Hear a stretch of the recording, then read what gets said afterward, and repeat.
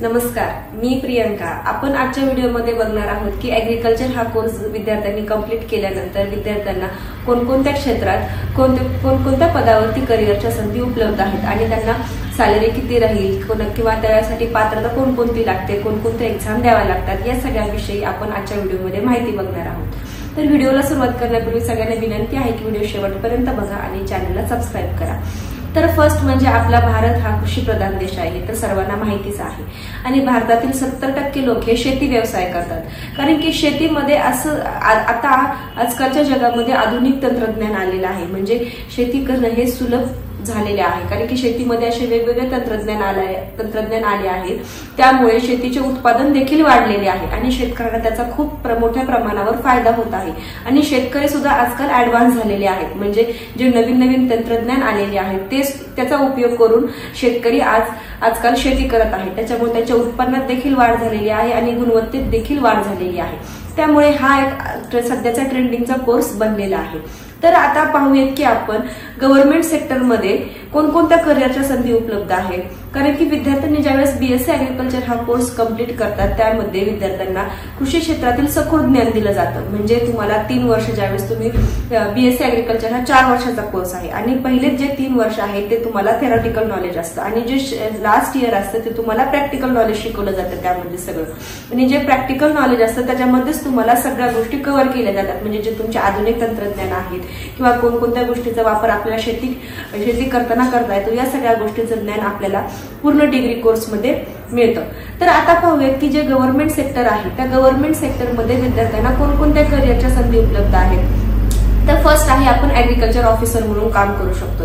कारण की agriculture officer करण्यासाठी म्हणजे या क्षेत्रामध्ये विद्यार्थ्यांना शेती संबंधित जे ज्ञान आहे किंवा शेतीविषयी जे मार्गदर्शन आहे ते शेतकऱ्यांना द्यावं लागतं।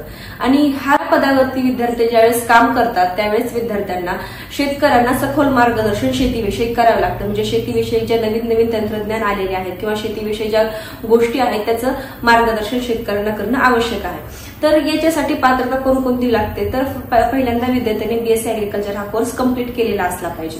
आणि बीएससी ऍग्रीकल्चर हा कोर्स कंप्लीट केल्यानंतर विद्यार्थ्यांची जी कॉम्पिटिटिव्ह एक्झाम असते, म्हणजे एमपीएससी झालं, यूपीएससी किंवा राज्य आयोगाचे ज्या वेगवेगळ्या एक्झाम आहेत त्या एक्झाम देऊन विद्यार्थ्यांना या क्षेत्रामध्ये उतरता येतं। म्हणजे या क्षेत्रामध्ये ज्यावेळेस हे विद्यार्थी या सगळ्या एक्झाम देतात त्यांच्या मेरिट बेसवरतीच विद्यार्थ्यांना या करिअरच्या संधी उपलब्ध आहेत। जर हा विद्यार्थ्यांनी जर यामध्ये म्हणजे विद्यार्थी जर ऍग्रीकल्चर ऑफिसर झाला तर विद्यार्थ्यांना 6 ते 8 लाख रुपये पर इयर सॅलरी भेटते। म्हणजे ज्यावेळेस आपण गव्हर्नमेंट ऑफिसर म्हणून काम करतो गव्हर्नमेंट क्षेत्रामध्ये, त्यावेळेस विद्यार्थ्यांना ऍग्रीकल्चर ऑफिसर झाल्यानंतर 6 ते 8 लाख रुपये पर इयर सॅलरी भेटते।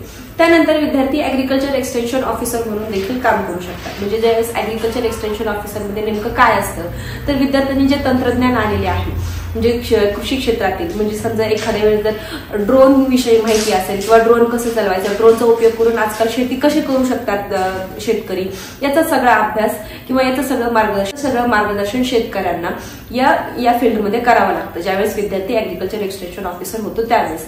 तर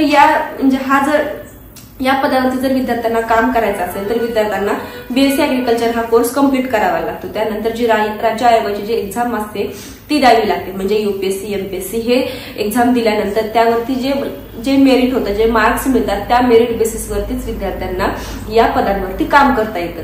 आणि या पदांवरती ज्यावेळेस विद्यार्थी ऍग्रीकल्चर एक्सटेन्शन ऑफिसर म्हणून काम करतो त्यावेळेस विद्यार्थ्यांना 6 ते 7 लाख रुपये पर इयर सॅलरी भेटू शकते। म्हणजे अंदाजे 6 ते 7 लाख रुपये पर इयर सॅलरी भेटू शकते। त्यानंतर थर्ड आहे, ऍग्रीकल्चर फॉरेस्ट ऑफिसर म्हणून विद्यार्थी काम करू शकतो। म्हणजे फॉरेस्ट विभागात जे वन विभाग आहेत, वन विभागाचं व्यवस्थापन कसं करायचं, त्याचं नियोजन कसं करायचं, या सगळ्या पदांवरती विद्यार्थ्यांना या क्षेत्रामध्ये काम करावं लागतं। आणि याच्यासाठी जर विद्यार्थ्यांना म्हणजे या पदांवरती जर विद्यार्थ्यांना काम करायचं असेल तर फर्स्ट त्यासाठी विद्यार्थ्यांना बीएससी ऍग्रीकल्चर हा कोर्स कंप्लीट करावा लागतो। नंतर बीएससी ऍग्रीकल्चर हा कोर्स कंप्लीट केल्यानंतर ज्या कॉम्पिटिटिव्ह एक्झाम आहे त्या कॉम्पिटिटिव्ह एक्झाम विद्यार्थ्यांना द्यावी लागते आणि त्यानंतरच विद्यार्थी या पदावरती काम करू शकतो। आता फॉरेस्ट ऑफिसर झाल्यानंतर विद्यार्थ्यांना किती सॅलरी भेटू शकते, तर विद्यार्थ्यांना 8 ते 10 लाख रुपये पर इयर सॅलरी भेटू शकते। ज्यावेळेस विद्यार्थी फॉरेस्ट ऑफिसर होतो त्यावेळेस विद्यार्थ्यांना 8 ते 10 लाख रुपये सॅलरी आरामात भेटू शकते। त्यानंतर आहे ऍग्रीकल्चर सायंटिस्ट म्हणून। आता ऍग्रीकल्चर सायंटिस्ट हा असा आहे की आपल्याला आत्ताच मी सांगितलं की जसं की ऍग्रीकल्चर ऍग्रिकल्चर क्षेत्रामध्ये खूप नवीन नवीन टेक्नॉलॉजी आता येत आहे. म्हणजे आता पहिले शेतकऱ्यांना ड्रोन याविषयी काहीच माहिती नव्हती किंवा ड्रोनचा उपयोग करून शेती कशी करायची याविषयी काहीच माहिती नव्हतं.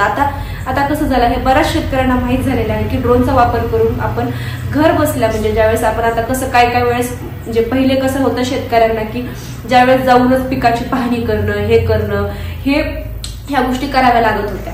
तर आजकाल ड्रोन याच्यामुळे असं शक्य झालेलं आहे की शेतकऱ्यांना ज्यावेळेस घरी बसल्या सुद्धा किंवा जवळ शेतीच्या जवळ असून एखाद्या वेळेस जर शेतकऱ्यांना वगैरे काही काम वगैरे असेल तर शेतकरी ड्रोनच्या सहाय्याने सुद्धा पिकाची पाहणी करू शकतात. म्हणजे हे सगळे ऍग्रिकल्चर सायंटिस्ट, हे सायंटिस्ट क्षेत्रातच येतं. तर हे ऍग्रिकल्चर सायंटिस्ट म्हणून सुद्धा विद्यार्थी काम करू शकतो. तर ऍग्रिकल्चर सायंटिस्ट होण्यासाठी विद्यार्थ्यांना बीएससी ऍग्रिकल्चर हा कोर्स कम्प्लीट करावा लागतो. त्यानंतर विद्यार्थ्यांना एमएससी ऍग्रिकल्चर किंवा पीएचडी इन ऍग्रिकल्चर झाल्यानंतर ज्यावेळेस आयसीआरची जी एक्झाम असते एएफओची, ती एएफओची एक्झाम द्यावी लागते. तर त्यानंतरच विद्यार्थी याच्यामध्ये ऍग्रिकल्चर सायंटिस्ट म्हणून काम करू शकतो. तर या सगळ्या झाल्या आपल्याला गव्हर्नमेंट सेक्टरमधील नोकऱ्या. तर आता पाहूया की आपण प्रायव्हेट सेक्टरमध्ये कोणकोणत्या पदांवरती काम करू शकतो. तर आता प्रायव्हेट सेक्टरमध्ये, कारण की सगळ्याच विद्यार्थ्यांना गव्हर्नमेंट सेक्टरमध्ये काम करणं शक्य नाही किंवा गव्हर्नमेंट सेक्टरमध्ये नोकऱ्या मिळणं ही आजकाल खूप अवघड झालेलं आहे. त्याच्यामुळे विद्यार्थ्यांनी ज्या विद्यार्थ्यांना गव्हर्नमेंट सेक्टरमध्ये नोकरीच्या संधी उपलब्ध झालेल्या नाहीये त्यांनी प्रायव्हेट सेक्टर सुद्धा ट्राय करू शकतात. कारण की प्रायव्हेट सेक्टरमध्ये सुद्धा खूप साऱ्या जॉब ऑपॉर्च्युनिटीज आहेत. तर फर्स्ट आहे आपल्याला ऍग्रिकल्चर प्रोडक्शन मॅनेजर म्हणून या पदांवरती विद्यार्थी काम करू शकतो.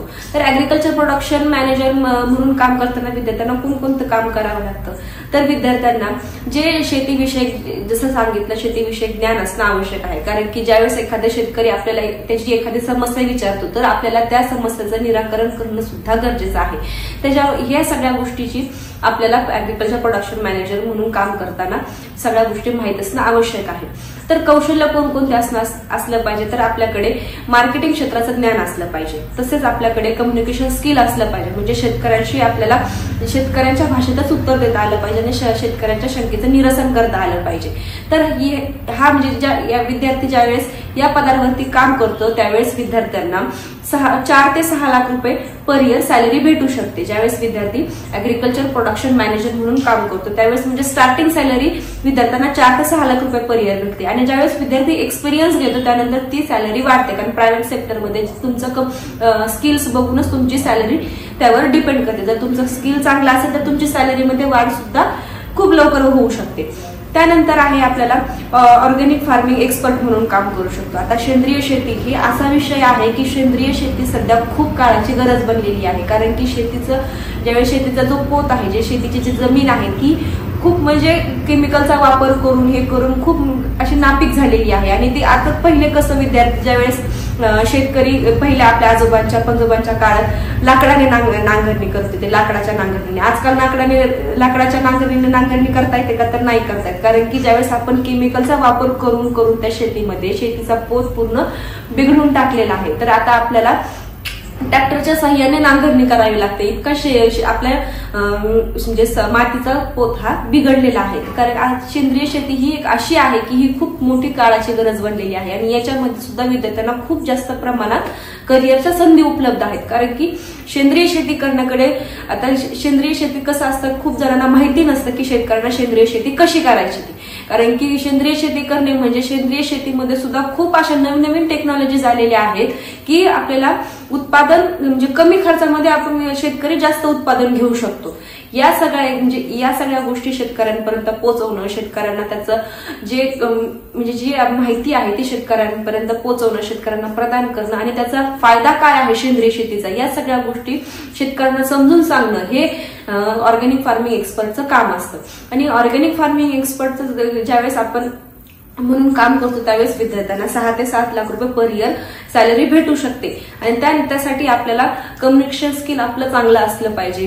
शेतकऱ्यांसोबत आपल्याला चांगले संभाषण असलं पाहिजे. तसेच आपल्याला जे ऑर्गॅनिक फार्मिंग आहे म्हणजे जे सेंद्रिय शेतीचं आहे त्या सेंद्रिय शेतीचं ज्ञान असणं आवश्यक आहे.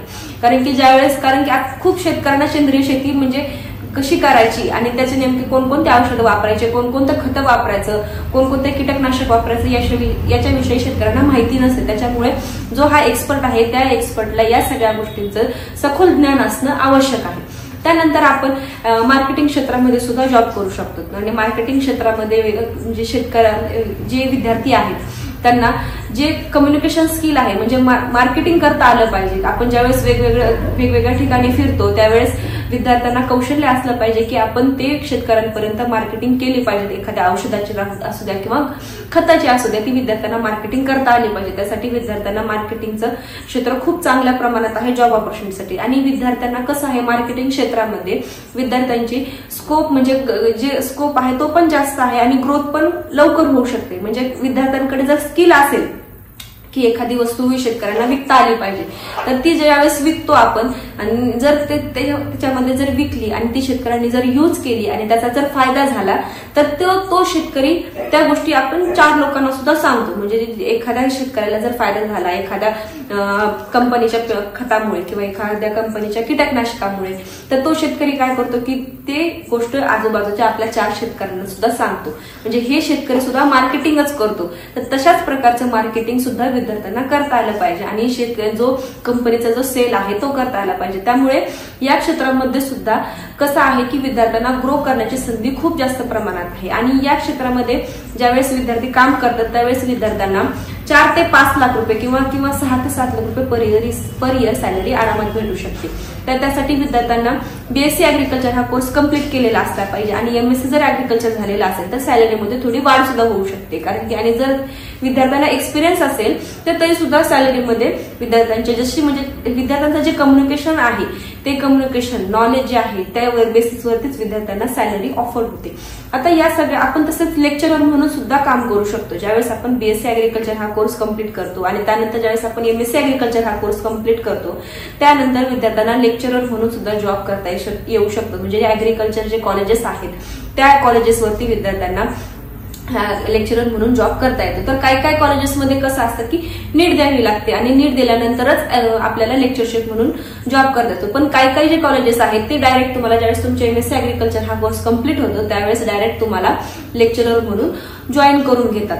तर या सगळ्या झाल्या करिअरच्या संधी कोणकोणत्या उपलब्ध आहेत. आणि आता कसं खाजगी क्षेत्रामध्ये आणि गव्हर्नमेंट सेक्टरमध्ये आता जे गव्हर्नमेंट सेक्टर आहे त्याच्यामध्ये कोणकोणते आहेत तर आयसीआर आहे, डीआरडीओ आहे, वन विभाग, कृषी विभाग या सगळ्या क्षेत्रांमध्ये विद्यार्थ्यांना करिअरच्या संधी उपलब्ध आहेत. आणि जे प्रायव्हेट सेक्टर आहे म्हणजे आता प्रायव्हेट सेक्टरमध्ये कोणकोणत्या कंपन्या आहेत बायर आहे, सिजेंट आहे किंवा रिलायन्स आहे तसेच मैको आहे या सगळ्या कंपन्यांमध्ये विद्यार्थ्यांना प्रायव्हेट सेक्टरमध्ये जॉबच्या संधी उपलब्ध आहेत. आणि जे आंतरराष्ट्रीय जे आहेत त्याच्यामध्ये विद्यार्थ्यांना कृषी सायंटिस्ट म्हणून आंतरराष्ट्रीय क्षेत्रामध्ये विद्यार्थ्यांना काम करता येतं. तर ह्या सगळ्या झाल्या करिअरच्या संधी कोणकोणत्या उपलब्ध आहेत. आणि जर विद्यार्थ्यांना जर जाणून घ्यायचं असेल की असे कोणकोणते टॉपचे कॉलेजेस आहेत की इंडियामध्ये किंवा महाराष्ट्रामध्ये जे हा विद्यार्थ्यांना बीएससी ऍग्रिकल्चर हा कोर्स ऑफर करतात आणि कॅम्पसमध्येच विद्यार्थ्यांना जॉबच्या संधी उपलब्ध करून देतात तर खालील दिलेल्या क्रमांकावरती संपर्क साधा. कारण की जे हा कोर्स असा आहे ऍग्रिकल्चर की जर विद्यार्थ्यांनी जर कौशल्य शिकले शेतीविषयी किंवा शेतीचे जे नवनवीन तंत्रज्ञान शिकले तर विद्यार्थ्यांना खूप साऱ्या जॉब ऑपॉर्च्युनिटीच्या संधी उपलब्ध आहेत. त्याच्यामुळे विद्यार्थ्यांनी हा कोर्स कंप्लीट करणं खूप गरजेचं आहे. आणि काळाची सध्या शेती ही सध्या खूप काळाची गरज बनलेली आहे. कारण की ज्यावेळेस शेती आहे तरच माणूस आहे. ज्यावेळेस शेतामध्ये मान पिकतो तरच माणूस खाऊ शकतो. कारण की त्यामुळे विद्यार्थ्यांनी शेती या व्यवसायाकडे खूप जास्त प्रमाणात कल घेणं सुद्धा आवश्यक आहे. तर खालील दिलेल्या क्रमांकावरती संपर्क साधा आणि आमच्याशी कॉन्टॅक्ट करा. धन्यवाद.